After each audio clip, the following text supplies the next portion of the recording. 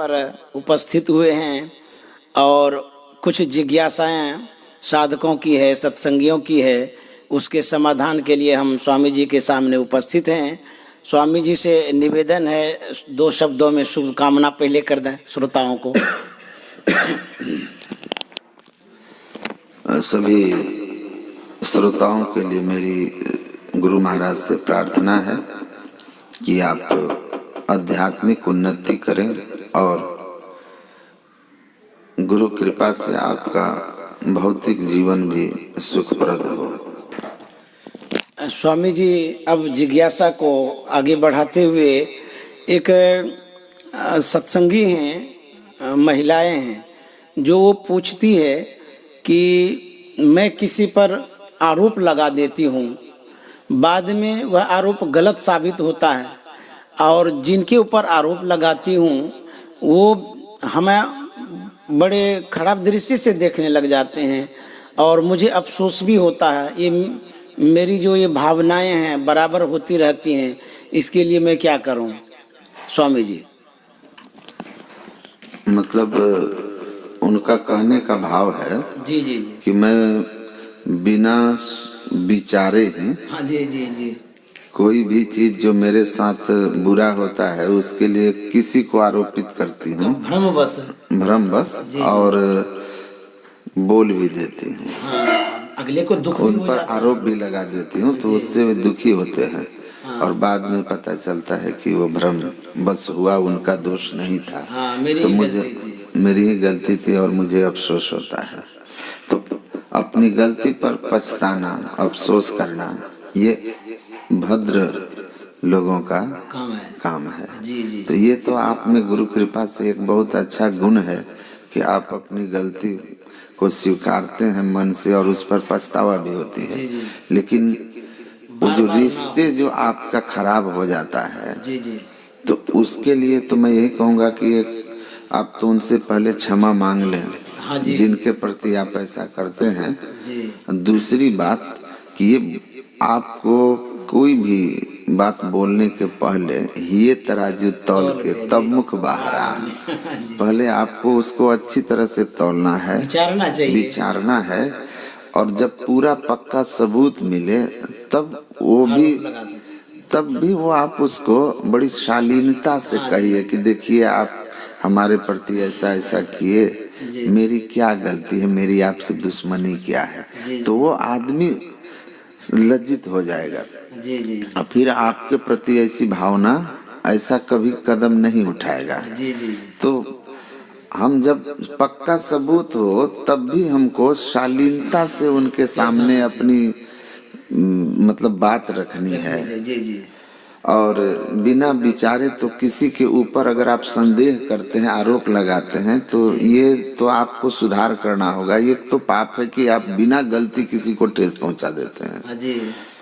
तो ये सुधार लाना होगा अपने आप में और अपने पर नियंत्रण करना होगा। नियंत्रण करने के लिए थोड़ा आप जप ध्यान में समय बढ़ाइए, क्योंकि जैसे जैसे हमारा मन ध्यान में लगता है ना, तो हम अपने इंद्रियों का संयम करते हैं, वाणी का संयम, ये सब स्वाभाविक होने लगता है।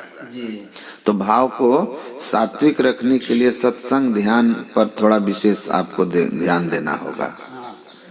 और आप अपनी भावनाओं को दोहरावे नहीं, जो जिससे दूसरे को ठेस लगे, बार बार ना हो, एक बार 2 बार भूल हो जाए कोई बात नहीं। इमोशन पर, भावना पर नियंत्रण रखना है। जी जी जी। और दूसरा वो हैं एक आसनसोल के सत्संग प्रेमी, और देवघर से भी एक सुखदेव यादव हैं, उनका भी ऐसा ही प्रश्न है। वो पूछते हैं कि जब पहले से ही धर्म की चर्चाएं हैं, सीख दी जाती है, ये हम लोगों को बताया जाता है हिंसा नहीं करनी चाहिए। पहले तो और भी धर्म की विशेषता थी, ऋषि मुनि सब बताते थे, समझाते थे, लेकिन उस समय के जो राजा लोग होते थे, जैसे राजा दशरथ हो गए और भी राजा हो गए, वो तो धर्म को जानते थे, हिंसा को जानते थे, लेकिन फिर भी उनकी प्रवृत्ति को ऐसा देखा गया कि वो हिंसा में प्रवृत्त होते थे, हिंसा ही करते थे। स्वामी जी इस विषय में जानना चाह रहे हैं, थोड़ा सा बताया जाए। जी देखिए, पहली बात की हिंसा एक अनिवार्य है और एक वार्य है। जी। देश की रक्षा करने में, खेती करने में, चोर उचक्कों या से अपनी रक्षा करने में, जी ये सब अनिवार्य हिंसा है। जी। इसका तो पाप नहीं लगता। गुरु महाराज ने भी जो कहा है, बिल्कुल कहा है। दूसरी बात है कि वार्य हिंसा, जिसमें आप अकारण किसी को मार देते हैं अपनी खुशी के लिए। जैसे शिकार खेलते थे राजा लोग, शौक के लिए। तो इसमें हिरण को मारते थे। हाँ तो ये जो था, ये उनकी एक बुरी लत थी, एक बुरा शौक था। जी। उनको एक नशा थी। गुरु महाराज ने कहा महाराज दशरथ के लिए जी। कि पूर्व जन्म में तपस्वी थे, हाँ जी। इस जन्म में भी वो राजा दशरथ बनकर आए और बड़े बड़े यज्ञ किए। हाँ तब भी शिकार का ऐसा चस्का कि रात रात भर अकेले शिकार खेलते थे और उसी शिकार के लत में श्रवण कुमार को मारा और उसका उनको परिणाम भोगना पड़ा। जी, शराब मिला उनको, शराब मिल गया। हाँ। तो वार्य हिंसा पाप है और ये राजा लोग जानते थे। लेकिन देखिए, बहुत से लोग हैं जो जानते हैं कि नशा पाप है, लेकिन नशा की लत लग गई है तो छूटती नहीं है। जबकि वो लोग आध्यात्मिक होते थे, धर्म को जानते थे, फिर भी स्वामी जी धर्म को जानते थे, लेकिन धर्म में दृढ़ होने के लिए चित्त को जिस स्तर पर पवित्र होना चाहिए, उस तरह की उनके चित्त की पवित्रता नहीं थी। दूसरी बात कि वो बड़े बड़े यज्ञ करते थे। अच्छा, उस धर्म को वो लोग मानते थे। वो बाहरी धर्म जो है, हाँ जी। द्रव्यमय यज्ञ, वाजपेयी यज्ञ, अश्वमेध यज्ञ, दान पुण्य, ये सब करते थे। लेकिन ये सब अवश्य ही स्वर्ग के मार्ग हैं, लेकिन मोक्ष के लिए जो चित्त शुद्धि का मार्ग है, आपने पढ़ा है ना सत्संग योग में, वाजपेयी सहस्राणी, अश्वमेध शतानि च, हाँ शतानि च, सुषुम्ना ध्यान ले सस्य कला नारहंतिम षोडशी।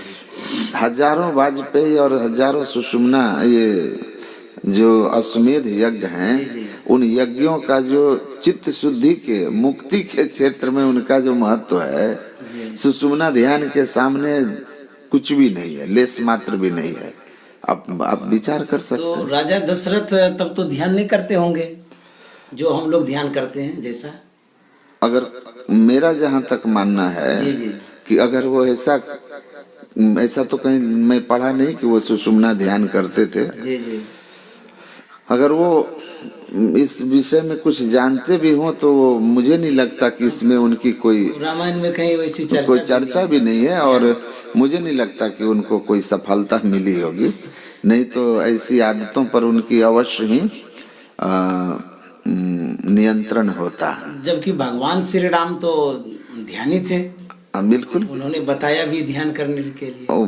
कोई जरूरी नहीं है कि पुत्र कर रहा हो तो पिता भी वैसा ही हो, लेकिन महाराज की बड़ी महिमा है दशरथ जी की। जी। लेकिन गुरु महाराज कहे कि ये कमी थी उनमें, शिकार का चस्का।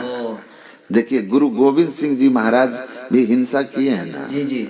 लेकिन अनिवार्य हिंसा किए हैं। अब कितने वीर थे कि अकेला मुगलों की लाखों सेना को तितर बितर कर देते थे, 10-12 हजार मात्र सिख सेना के साथ। अच्छा, सिख सेना के साथ देखिए। लेकिन वो शिकार खेलने वन में नहीं जाते थे। जी। धर्म के लिए, धर्म की रक्षा के लिए अनिवार्य हिंसा में वो पीछे नहीं हटते थे। जी। क्यों? क्योंकि वो ध्यान करके अपने चित्त को शुद्ध कर लिए थे, इसलिए उनसे अकारण किसी जीव की हिंसा नहीं, हत्या नहीं करते थे। ये लोग शौक से किया करते। ये उस समय एक परंपरा भी थी राजाओं में। शिकार खेलना एक शौक था, एक शान की बात होती थी। यद्यपि वह शान उचित मैं नहीं मानता। हाँ, वो क्या शान जिसमें हिंसा हो। आज देख लीजिए ना, आज बन के एक जीव को मार दीजिए तो आपको सजा हो जाएगी। जी, कानूनी बन गया है। कानून बन गया ना, आज उसको अवैध घोषित कर दिया गया ना। जी।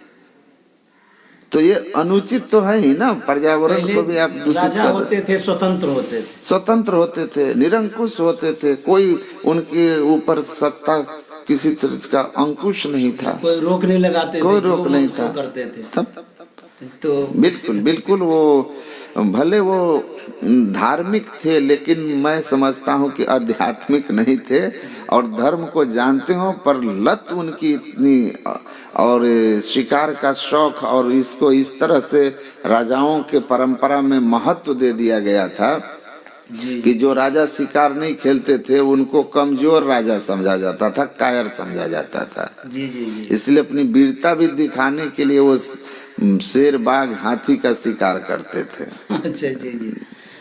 तो स्वामी जी का सार रूप में यही कहना है, जो आत्मज्ञानी होते हैं, जो आत्मध्यानी होते हैं, उसमें हिंसा करने की प्रवृत्ति नहीं होती है।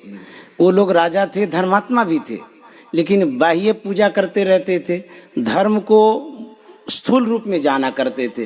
और जो ध्यान करेंगे उससे हिंसा नहीं होगी, यही कहना है। तो स्वामी जी आगे एक साधिका है, वो पूछती हैं कि जब मैं सोती हूँ, स्वप्न देखती हूँ, तो स्वप्न में ऐसी ऐसी भी बातें देखते हैं जो मैंने अपने जीवन में कभी किया ही नहीं, कुछ न जाना, न सुना, न समझा, लेकिन ये क्या पूर्व जन्म का ये दृश्य दिखता है, और जो देखा जाता है क्या तदनुरूप परिणाम भी होता है। जैसा कि पंडित लोग कहा करते हैं, भोर का स्वप्न साकार होता है, इसमें स्वामी जी कहा जाए।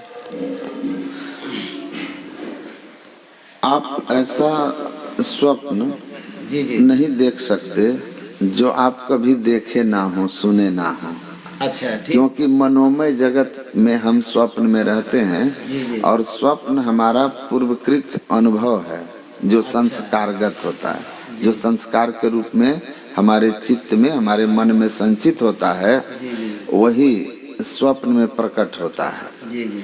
तो ये हमारी पूर्व की वासनाएं हों या हमारे पूर्वकृत कर्म हैं, कर्म हैं, उनके दृश्य है। संस्कार हैं। इस जन्म के हैं तो आपको स्मरण में रहता है, जी जी जी पूर्व जन्म के हैं तो वो आपको लगता है कि वो हमने तो कभी किया नहीं, देखा नहीं, जी जी तो ये कैसे संभव हो गया। जी जी तो अवश्य ही उसका संबंध हमारे संस्कारों से है, पूर्व जन्म से है।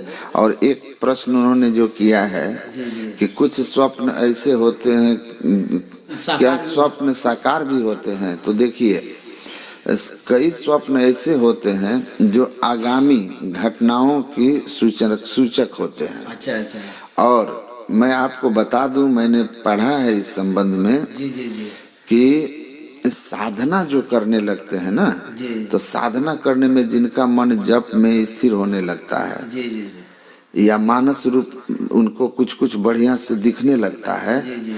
तो सिद्धि के रूप में स्वप्न सिद्धि भी एक सिद्धि है। अच्छा। स्वप्न सिद्धि एक सिद्धि है। जी जी जी जी, महर्षि पातंजलि ने भी इस विषय में लिखा है और नारदीय पुराण में भी इस विषय पर चर्चा है। अच्छा अच्छा। और ये सच है, अच्छा, स्वप्न सिद्धि भी। स्वप्न सिद्धि भी होती है कि आने वाली कुछ घटनाएं भविष्य की, या कुछ चीज कहीं घटित हो चुका है, आप तक सूचना नहीं है, जी जी तो आपका मनोबल इतना ऊंचा होता है कि उसका तार मन से जुट जाता है और वो स्वप्न में आ जाता है। अच्छा अच्छा। तो भविष्य ये भी सच है कि कुछ घटनाएं आगे आगामी जो है, जो घटने वाली है वो घट- आगाह, उसके आगाह के रूप में होती है। जी जी जी बिल्कुल। तो जैसे कबीर साहब ने लिखा है, स्वप्नों में बर्राए के धोखे उनिक से नाम, वाके पग की पैतरी मेरे तन को चाम। स्वप्न में जो हम कुछ करते हैं, कर्म करते हैं, स्वप्नवत कर्म, उसका फल मिलता है। स्वप्न में किए हुए कर्मों का फल हमको नहीं मिलता है। अच्छा। क्योंकि स्वप्न जो है हमारे जिस कर्म को हम अपने मन का योग करके चेष्टा पूर्वक करते हैं, वही कर्म होता है। जी जी। तो स्वप्न जो होता है, चूंकि या तो पूर्वकृत कर्म का जो है संस्कार के कारण आता है, या भविष्य में कोई जिनकी सिद्धि है तो वो भविष्य की कोई घटना देख रहे हैं, तो उसमें उनका क्या योगदान है कि उनको उसका कर्म का फल मिलेगा?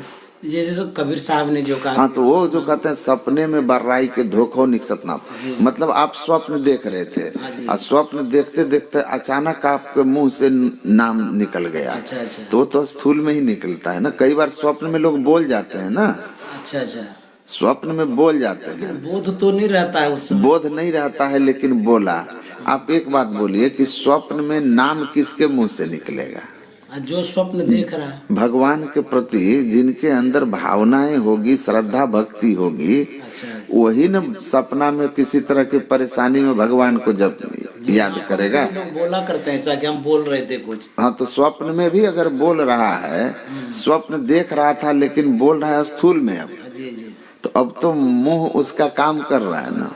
जी जी जी, मन काम कर रहा है वहाँ पर। बिल्कुल, अब मुंह से आ गया, जी, वो जी। बाहर निकल गया, उसका फल मिलता है। तो कबीर साहब कहते हैं कि वो भी बहुत महिमा की बात है। देखिए भाव यहाँ क्या है स्वामी जी, आपको बता दूं, कबीर साहब का यहाँ पर नाम की महिमा का बखान कर रहे हैं। अच्छा अच्छा, मूल चीज यहाँ नाम की महिमा पर जोर दिया गया है जी जी, कि नाम की क्या महिमा है, ये जोर दिया गया है। हाँ, यहाँ पर स्वप्न की महिमा पर जोर नहीं है, यहाँ पर नाम की महिमा पर जोर है, ये समझना होगा। जी जी। स्वामी जी आगे एक जिज्ञासु हैं जो हीरालाल जी हैं गोड्डा से। वो कहते हैं कि संत मत में लहसुन प्याज वर्जित है, तो क्यों ऐसा किया गया है, क्यों वर्जित किया गया है, खाना चाहिए या नहीं खाना चाहिए, हम लोग क्या करें, इस विषय में स्वामी जी कुछ कहा जाए। देखिए, लहसुन प्याज को लेकर गृहस्थों पर कोई बहुत बड़ा बंदिश नहीं दिया गया है, प्रतिबंध नहीं लगाया गया, लेकिन साधक के लिए यह वर्जित माना जाता है, चाहे वो गृहस्थ ही क्यों ना हो। चाहे वो गृहस्थ ही क्यों ना हो।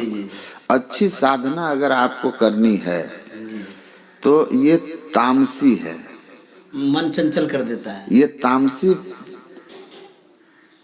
प्रवृत्ति इससे बढ़ती है हमारी, क्योंकि ये गर्म होते हैं और इससे मन की चंचलता बढ़ती है। इसीलिए ब्रह्मचारियों के लिए तो पूर्ण निषेध है, और गृहस्थ आश्रम में भी जो संयम में रह करके साधना करते हैं तो इसलिए मना किया जाता है। जी जी, वैसे गुरु महाराज ने और जैसे औषधि के रूप में गुरु महाराज ही प्रिस्क्राइब कर देते थे। हाँ जी जी, कि लहसुन को आप किस तरह से यूज कर लीजिए, प्याज के रस को किस तरह उपयोग में ले आइए। तो औषधि के रूप में तो हम लोग जो अंग्रेजी दवाई खाते हैं वो क्या है, अल्कोहल ही तो है। हाँ जी जी, लेकिन औषधि के रूप में वह चूंकि हमारे शरीर को स्वस्थ करता है, जिससे हम साधना में आगे बढ़ जाते हैं। जी जी, तो स्वस्थ शरीर के लिए औषधि जरूरी है, तो औषधि के रूप में तो उसकी उपयोगिता पर कोई प्रश्न चिन्ह नहीं है। लेकिन साधना में मन की चंचलता, तामस प्रवृत्ति बढ़ा देने के कारण ये वर्जित किया जाता है। स्वस्थ अवस्था में आप औषधि के रूप में ले जी सकते हाँ, हैं। डॉक्टर के सलाह पर लेने में कहीं कोई दिक्कत नहीं है। जी जी स्वामी जी। और आगे ये कहें, इकबाल महतो रामपुर तिलक पूर्णिया से, वो जानना चाह रहे हैं कि मैं बाहर में काम करता हूँ और व्यस्तता इतनी होती है कि बैठ के ध्यान नहीं कर पाता हूँ, क्या चलते फिरते या काम करते यदि मैं मानस जप करता हूँ, और इसका क्या मतलब, कितना परिणाम मिलेगा, कितना फल मिलेगा, मुझे क्या सफलता मिलेगी इससे।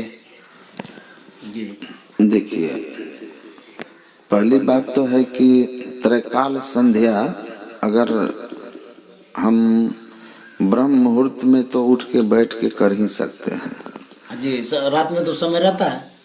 अपराह्न या स्नान के बाद भी आप कुछ कर ही सकते हैं। जी जी जी, वो तो आपको अपनी दिनचर्या को सेट करना होगा। हाँ।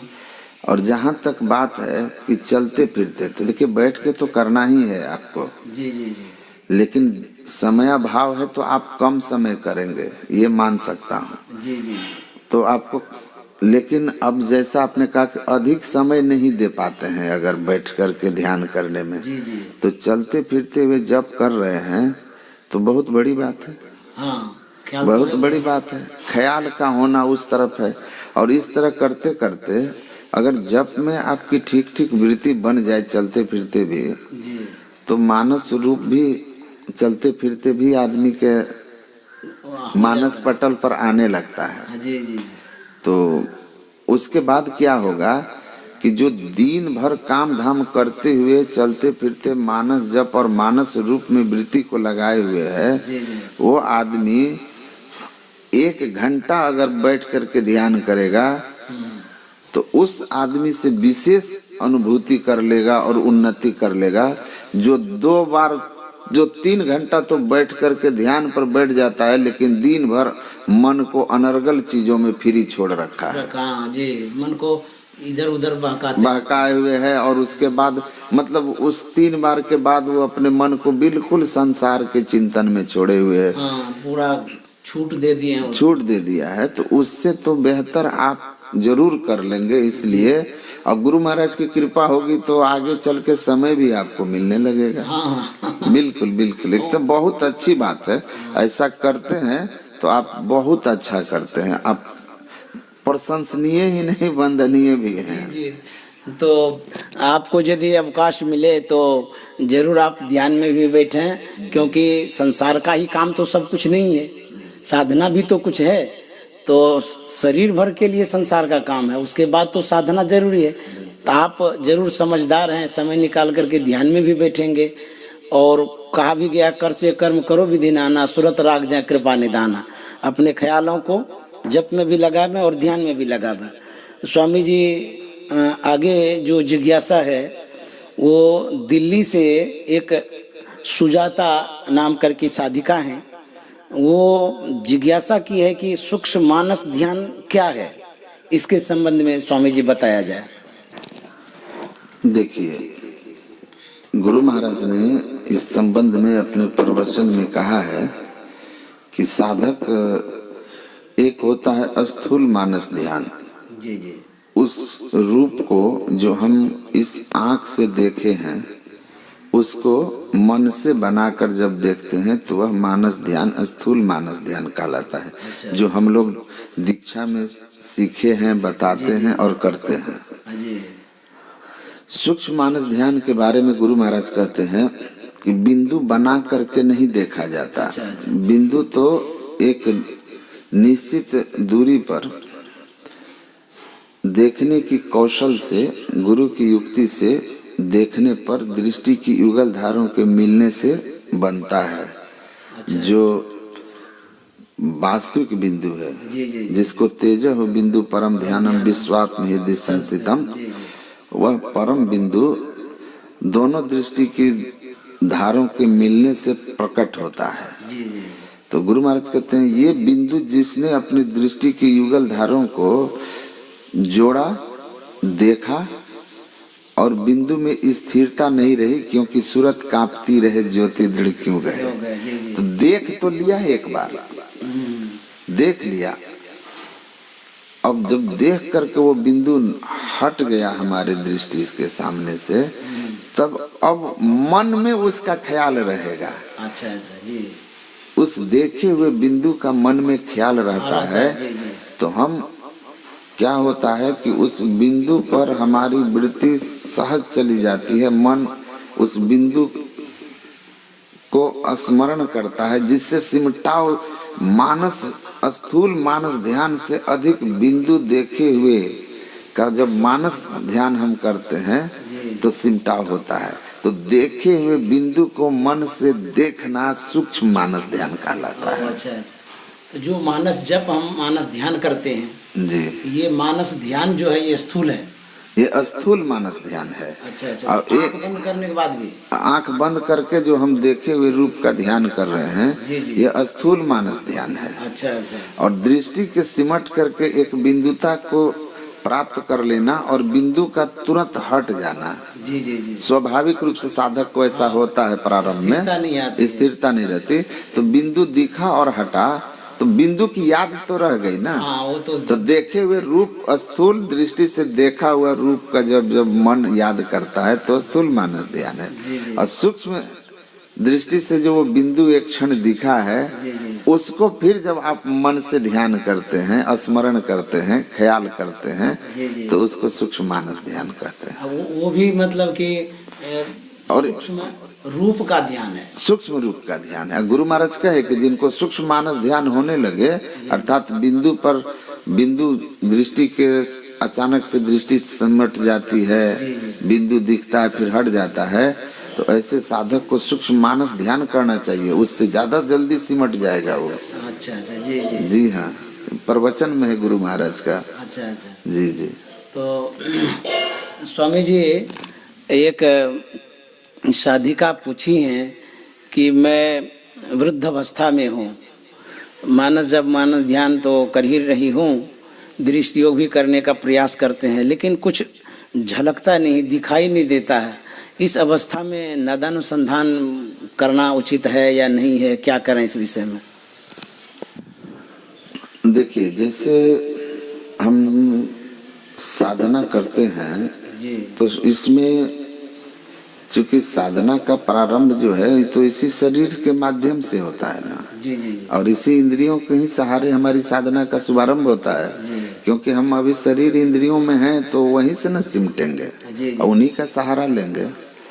सीधे स्वतंत्र भक्ति अर्थात इंद्रियातीत भक्ति की तो अवस्था आती नहीं है। जी जी तो दृष्टि योग के संबंध में हमको जहाँ तक अच्छी तरह जानकारी है कि एक निश्चित उम्र के पहले अगर आपने दीक्षा लेकर के साधना की है तीनों क्रिया, तो उस अंतिम अवस्था में भी आप कर पाएंगे, इधर परिपक्वता हो जाती है। परिपक्वता हो जाती है। लेकिन एक निश्चित उम्र को टप जाने के बाद जब आंख कमजोर हो जाती है, शारीरिक दुर्बलता रहती है, और दृष्टि योग में मस्तिष्क पर जो है ना दबाव पड़ता है। अच्छा अच्छा।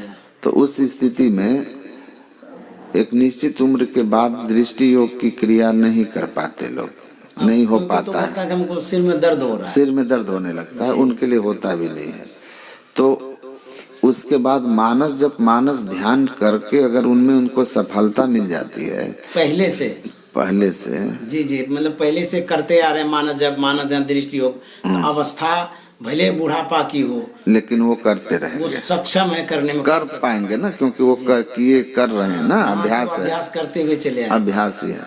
अब आप दीक्षा ही इतना बाद में ले रहे हैं जी जी कि आप की क्षमता अब नहीं है, शारीरिक क्षमता नहीं है कि दृष्टि योग कर सके, जी जी, मस्तिष्क उस भार को सहन कर पाए। जी जी। तो ऐसी स्थिति में मानस ध्यान बताया जाता है जी। और जो मानस ध्यान भी ठीक से कर पाते हैं और पूर्व जन्म के संस्कारी होते हैं, जी जी, तो अंधकार में भी मानस रूप के दर्शन होने से सिमटाव हो जाता है। अच्छा। और उस सिमटाव में शब्द सुनाई देने लगता है, अंधकार मंडल का शब्द सुनाई देने लगता है। तो जब अंधकार मंडल का शब्द आपको सुनाई देने लगे, तो ऐसे साधक के लिए भी नादानुसंधान करने की एक अलग तरीका है। अच्छा।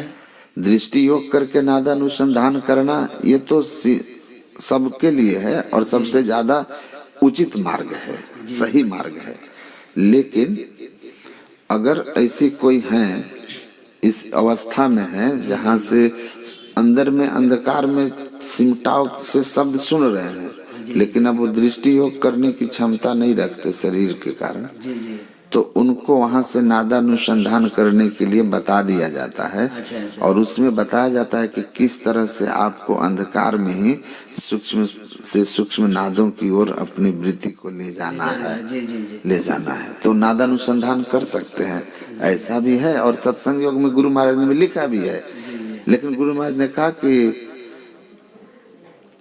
ज्यादा उचित यही है कि आप पहले ज्योति योग करके तब उसमें नादानुसंधान करें, तो नादानुसंधान बड़ा सहजता से हो जाएगा। बहुत सहजता से हो जाएगा।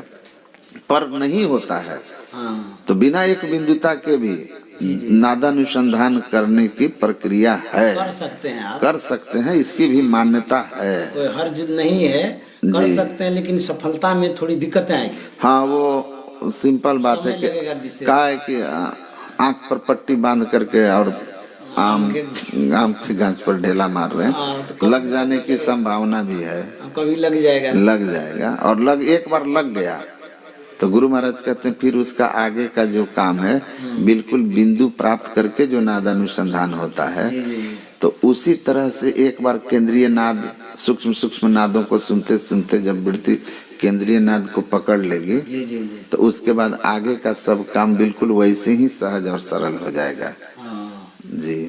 तो ये शब्द लास्ट में अंतिम में जी ये जानना चाह रहे थे कि जैसे जब प्रारंभिक अवस्था में साधक ध्यान करते हैं, चाहे वो मानस ध्यान दृष्टि करते हों, कुछ ऐसा भी शब्द है जो कि रग रेसे की आवाज़ आती हो, साधक भ्रम में पड़ जाते हैं कि यही शब्द साधना का शब्द है, तो ऐसा भी होता है क्या?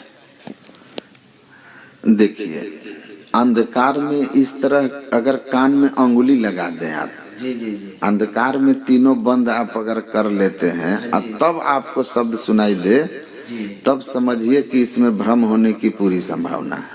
अच्छा। लेकिन कान बिना बंद किए और चित्त के सिमटाव हो जाने से अगर आपको झिनझिन कुछ सुनाई देने लगता है, तो इसका मतलब कि वो रग रेसे की नहीं, अंधकार मंडल का शब्द है। वो शब्द ही है, अंधकार का ही हो लेकिन शब्द है। अच्छा। लेकिन जिनको मन को स्थिर करने में कुछ नहीं सुनाई दे रहा और कान में अंगुली लगा करके तब सुनाई दे रहा है, तो इसका निश्चित मतलब है कि शब्द वो नहीं है। पूरी संभावना है, मैं 100% नहीं है ऐसा संतवानियों में, लेकिन पूरी संभावना है कि वो रग रेसे की आवाज है, उसको नहीं सुनना है। और इसीलिए तीन बंद तो बिना गुरु आज्ञा के कभी करना ही नहीं चाहिए। अच्छा। तीसरा बंद कान बंद करना, ये तो बिना गुरु के परमिशन के नहीं, अपने मन से नहीं करना चाहिए। तो स्वामी जी आपका बहुत बहुत धन्यवाद है, और आपने समय दिया। साधकों को इससे लाभ भी मिलते जा रहा है, लोग घर बैठे समाधान पा रहे हैं।